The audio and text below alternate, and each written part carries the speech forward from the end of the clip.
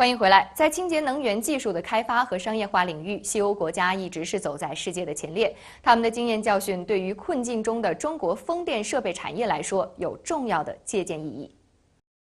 不久之前，英国能源大臣爱德华·戴维到访中国，并和国家能源局签署了一份海上风电发展的合作谅解备忘录。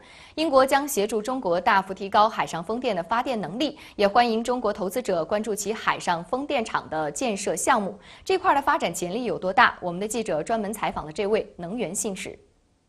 爱德华·戴维47岁，伦敦大学理学硕士，曾在牛津大学耶稣学院学习政治、哲学和经济学。2010年前，戴维曾担任英国自由民主党外交事务发言人。英国大选之后，戴维出任商务部政务次官，负责管理邮政和雇佣关系等方面的事务。他还是税务和金融方面的专家。2012年，戴维被任命为英国能源和气候变化大臣。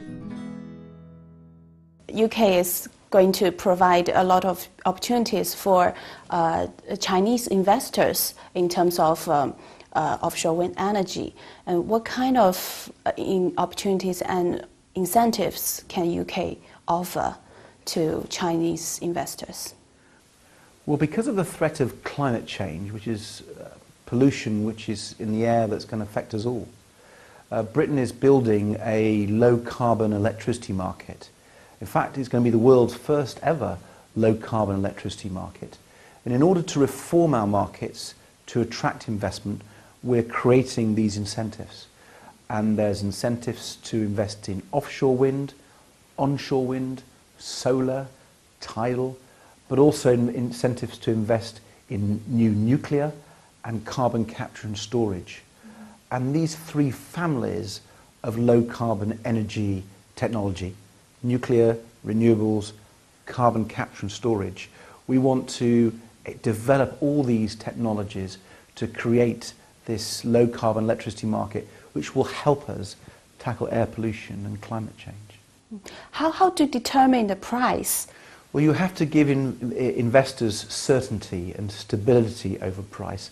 Otherwise, quite understandably, they won't invest large amounts of money. In the early days, and we're still in the early days, we've got set prices, which the government sets after doing a lot of analysis and research, talking to the industry, talking to experts. And we've published those prices. We call them strike prices that people will get if they invest in an offshore wind farm. But as we develop our industry and we have more and more offshore wind farms, the price will increasingly be set through competition, through companies competing, and that will drive the costs down. That's important because we're having to start by subsidizing the industry because it's a new industry, but we want to make sure that this is something that can help the whole world, and we'll see other countries investing in it in order that they can tackle climate change. So we think the price will come down as we deploy more and more turbines in the seas. Will you consider to import like offshore wind farm equipment from China? Well, anything's possible. We want to do things at the lowest cost, but it may well be that Chinese companies want to set up factories in the United Kingdom. We have an ambitious industrial strategy to encourage manufacturing companies into the UK, and that may be one way forward. I've been really struck, though, that the Chinese government has this policy of ecological civilization, wanting to build an ecological civilization. And I think technologies like offshore wind, low-carbon energy will all be part of that policy as it's delivered. And I know that there's a big debate in China about air pollution, and I think if we can work together on these new technologies, on new policies, we can help each other tackle pollution and tackle climate change. Let's talk about carbon capture and storage. You just announced a fund that will support research for CCS. Well, carbon capture and storage is a very important low-carbon technology. It enables you to actually keep coal plants and keep gas plants, because although they're emitting carbon dioxide, that gas, that pollution is caught and stored safely. And we're spending a huge amount of money in the UK to develop this carbon capture and storage technology. But we need other countries and other people's ingenuity and expertise as well. So we've put forward £35 million into the Asian Development Bank.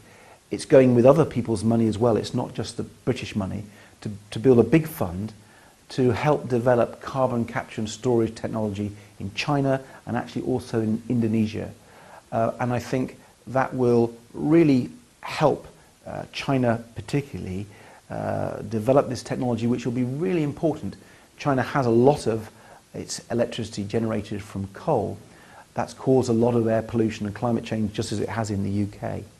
And carbon capture and storage is one of those technologies that could make a dramatic difference if we get it right. China's already got one or two leading experiments in this field. So again, working together, Britain working with China, China working with Britain, means I think we could make real progress for our energy and for our people's well-being. 虽然被称作新能源，但事实上，海上风电行业已经走过了不短的历史。不仅在中国，即便是在西欧，如何通过价格政策促进海上发电的商业化，也经历了起伏。随着时间的流逝，风电设备检修的成本正在不断的增加，但风电价格的竞争性依然有限。要真正实现清洁能源的可持续发展，恐怕现阶段仍然需要积极的战略和有效的激励政策。